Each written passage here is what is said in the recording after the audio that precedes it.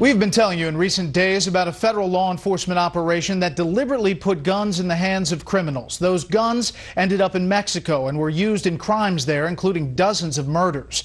There are allegations of multiple agency involvement, a deliberate lack of communication, and a cover-up. The man who has been looking for answers and accountability for Operation Fast and Furious is House Oversight and Government Reform Chairman Darrell Issa. He joins us live from the Hill tonight. Good evening, Mr. Chairman.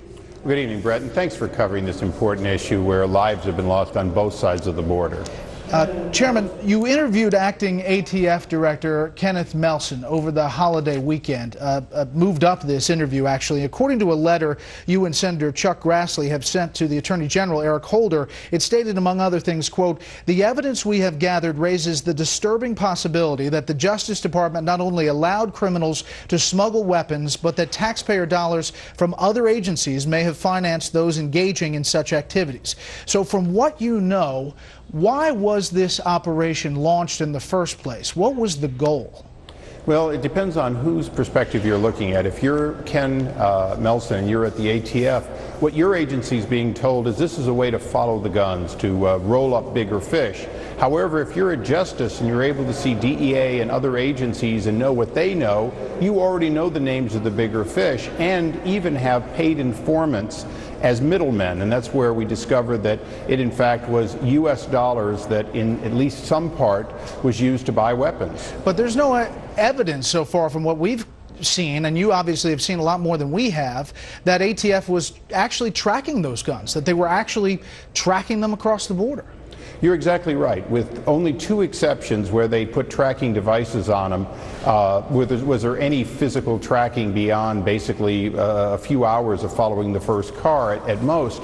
In one case, they did watch them go on a GPS device quite a ways into Mexico. But of course, they didn't inform the Mexican officials. They didn't have a team on the other side of the border to follow it. So at some point, the signal simply disappeared. In that letter to the Attorney General, you say that the ATF has essentially been muzzled and that the DOJ sent over false denials and essentially buried its head in the sand. In that interview over the weekend, and this is a quote you just released from the transcript from Kenneth Melson, he says, quote, "You have the agents who were involved in the case who didn't have bad motives in doing this. They were trying to do what they thought was the right thing and guided by their supervisors."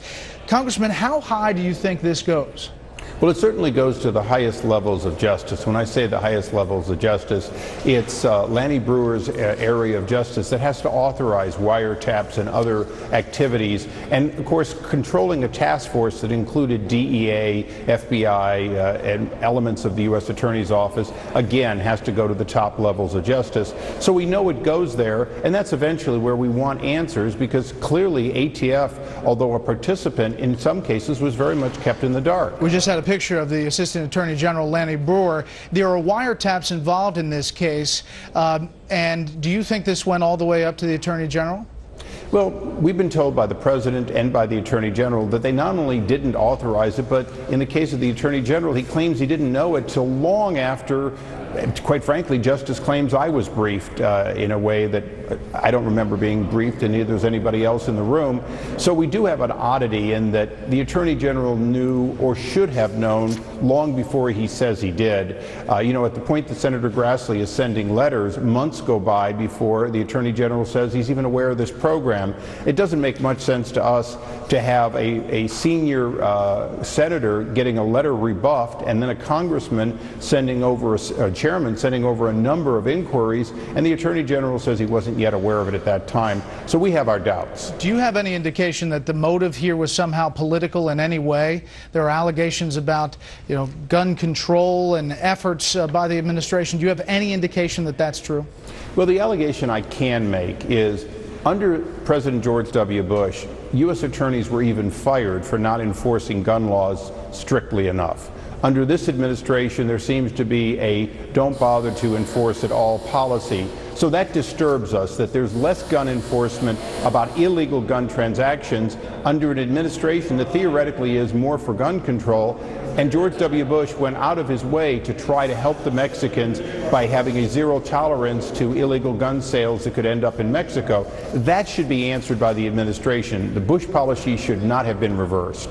Last thing, you mentioned a confidential informant. Are we to believe that the FBI knew its confidential informant was a gun runner and just turned the other way on these incidents? Well, I can't speak to the turn the other way with specificity, but I can certainly say they knew that they had people who were participating in this, and they did nothing even to inform ATF. And that's disturbing, that the agency we count on for gun and explosive protection was kept in the dark about these individuals, as, by the way, were the ATF agents in Mexico City who were finding these weapons and were unable to trace them back to this program. Very quickly, I only have 15 seconds here. What is the next step? Well, the next step is we follow the evidence where it leads. Whistleblowers and confidential informants, if you will, within justice are coming to us. And unfortunately, that's because we're not getting real discovery from the administration. They're sending us sheets of paper that are virtually all black from where they've been redacted. We're hoping to get more cooperation. We're hoping the administration will decide that coming clean is better than slow rolling the discovery that we're getting. Congressman Issa, thank you very much for your time tonight, and please keep us apprised. Will do, Brett. Thank you. Another